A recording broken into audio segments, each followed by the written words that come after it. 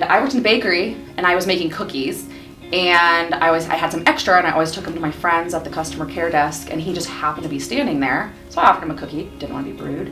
And he ate it, he took a bite, and he said, "This is what? Best cookies This ever. is the best cookie ever."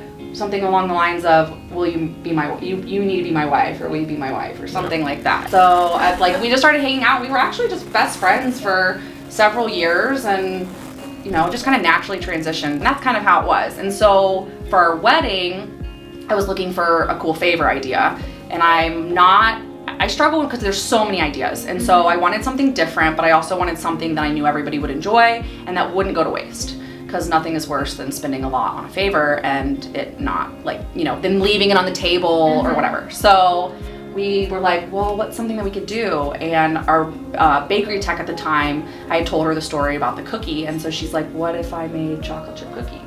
And so as a team, she made the chocolate chip cookies, and then Lauren and I, our event consultant, just bought plain white bags, designed a Kelly Kyle wedding date thing, used our printer here, just printed it right out on them, and then just bagged them up, and we just made a little story, framed it, and that was on the favor table, and there were none left. But yeah, so that's what we did is as our favor, because I didn't want something that people wouldn't enjoy and that they would just leave. Honestly, I don't even think many of them took them home. I think it was right out of the bag. Everybody had been drinking, and it was really good. It was like that after wedding snack, which is now something I'm totally obsessed with at weddings, and I kind of wish I had thought of. And they actually bagged a couple, they sent a couple of them with us, so we took them and ate them on our, getting ready to go on our honeymoon.